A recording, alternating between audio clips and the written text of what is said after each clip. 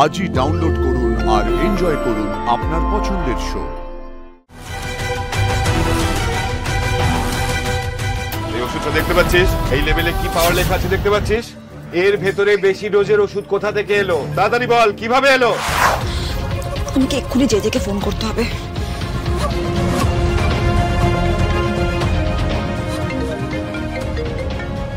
Pick up the call.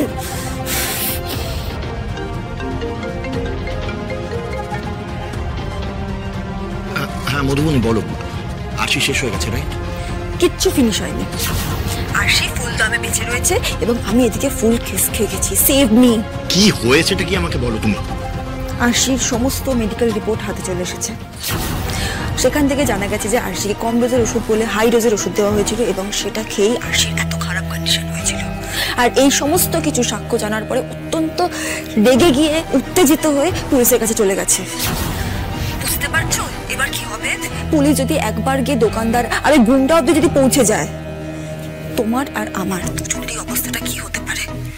আমরা দুজনে কিন্তু একেবারে শেষ হয়ে যাব। না না মধুবনী, এটা কিছুতেই হতে দেওয়া যাবে না, কিছুতেই না। যা করবে তাড়াতাড়ি করো, একটুও সময় নেই আমাদের কাছে। সাক্ষ্য কিন্তু অলরেডি পুলিশের কাছে চলে গেছে। ওকে ওকে, তুমি রাখো, আমি দেখছি।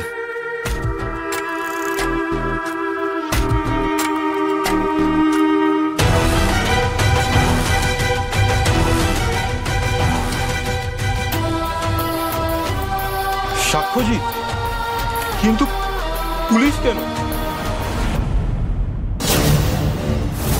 এই ওষুধটা দেখতে পাচ্ছিস? আরশি চ্যাটার্জি নামে একজন এই দোকান থেকেই ওষুধটা কিনে নিয়ে গিয়েছিলেন। এই লেভেলে কি পাওয়ার লেখা আছে দেখতে পাচ্ছিস? এর ভেতরে বেশি ডোজের ওষুধ কোথা থেকে এলো? তাড়াতাড়ি বল, কিভাবে এলো? আমরা জানি না স্যার, আমরা কি ওষুধ বানাই স্যার? প্যাকেট শুধু কাস্টমারের হাতে তুলে দিই, ভেতরে কি আছে না আছে আমরা জানবো কি করে? জানো না, জানো না, নাটক হচ্ছে আবার। হ্যাঁ, আবার নাটক হচ্ছে। হ্যাঁ স্যার মারছেন কেন স্যার? সত্যি বলছি স্যার, কিছু জানি না আমি।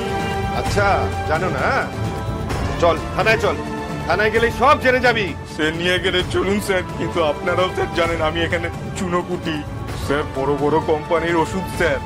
স্যার এক লেভেলের ওষুধের ভেতর অন্য ডোজের যদি ওষুধ থাকে তাহলে সেটা কি স্যার আমাদের দোষ স্যার? আমরা কি করে জানবো? আমরা তো স্যার কাস্টমারের কাছে শুধু ওষুধটা বিক্রি করে দিই স্যার। এ তো কোম্পানির দোষ স্যার। এত বড় কোম্পানি এত ডাক্তারের প্রেসক্রিপশনে লেখে এই ওষুধের নাম স্যার, সেখানে তো কোম্পানি এরকম ভুল ভুরি ভুরি করে না স্যার। স্যার লাখে একটা হয়, সেটা আপনাদের সাথে হয়ে গেছে, আমি কি করব বলুন তো? স্যার সত্যি কিন্তু বিষয়টা বোঝা যাচ্ছে না। দেখুন গন্ডগোলটা এখান থেকে নাকি না কোম্পানি থেকেই হয়েছে এটা কিন্তু সত্যি বোঝা যাচ্ছে না। আমি কি করবো বলুন তো? আপনি ওর উপর নজর রাখুন, আর আমি ওই কোম্পানির বিরুদ্ধে কেস করব। লাখে হোক বা কোটিতে, এরকম ভুল কেন হবে যার জন্য একজন মানুষের প্রাণ অবধি যেতে পারে? শোন, তোর আর তোর এই দোকানের ওপরে আমাদের কিন্তু নজর থাকবে। ফার্দার যদি দেখি আর এই ধরনের ঘটনা ঘটেছে তাহলে দোকানের ঝাপ তো নামবেই, সোজা লাইসেন্স ক্যান্সেল করে দেবো। আর তার সঙ্গে তোর হাতেও কিন্তু হাত করা পড়বে, মাথায় রাখিস ব্যাপারটা। চলুন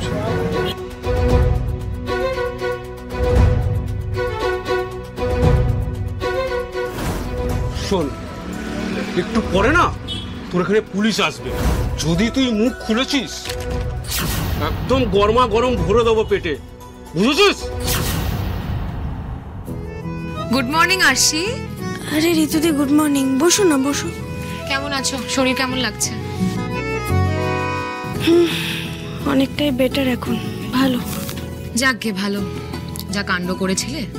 আরে ঋতুদি, আমি মানছি আমি জেদ করে ওষুধগুলো খেয়েছিলাম, কিন্তু এই ওষুধগুলো খেয়ে আমার ওরকম অবস্থা হওয়ার কথাই নয়। জানো ডাক্তার কি বলেছেন? ডাক্তার বলেছেন আমার মেডিকেল রিপোর্টে হাই ডোজের ওষুধের রিয়াকশন পাওয়া গেছে। তার মানে আমাকে ওষুধের দোকান থেকে ভুল ওষুধ দিয়েছিল, তাই না? স্যার শুনে পুলিশ নিয়ে দোকানে গেছে। হ্যাঁ আমি সাক্ষ্যকে ফোন করেছিলাম, ও বললো যে পুলিশ নিয়ে দোকানে যাচ্ছে। এই উনি বলেছেন তোমায়? আর কি বললেন গো? ওই দোকানদার কি বললো?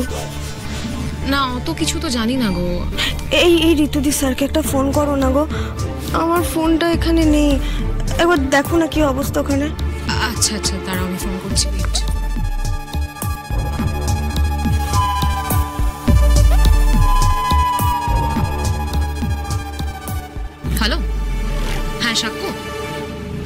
বলছি যে আর কিছু জানতে পারলে?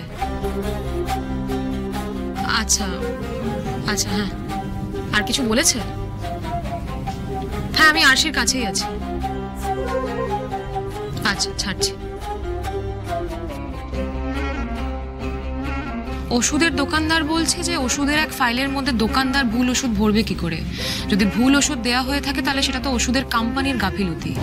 আর এখানে তো ওষুধের দোকানদারের কোনো ভূমিকা নেই। সেই জন্য সাক্ষ্য ভেবেছে যে ওষুধের কোম্পানির ওপর কেস করবে, আর তাই পুলিশ নিয়ে ধমকে চমকে এসছে আর কি দোকানদারকে।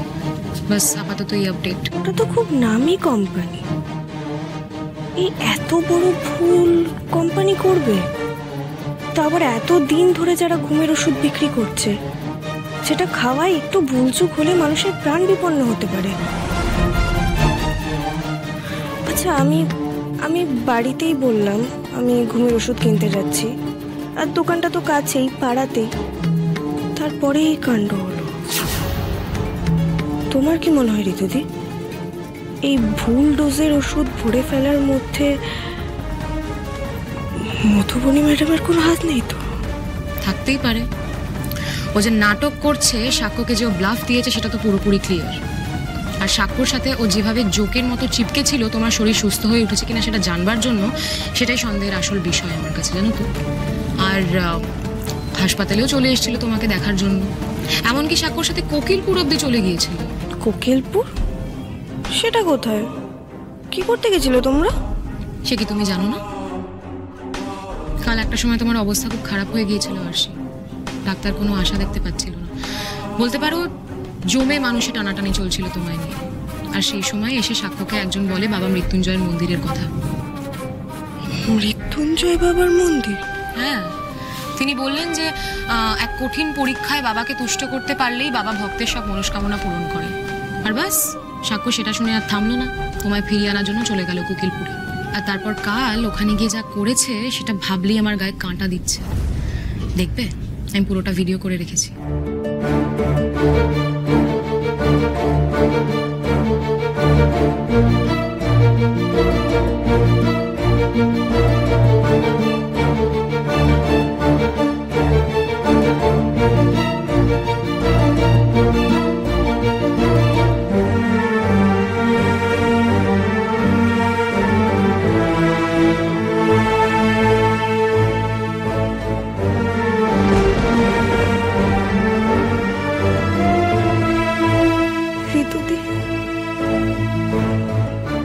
স্যার আমাকে বাঁচানোর জন্য এত কষ্ট করেছে।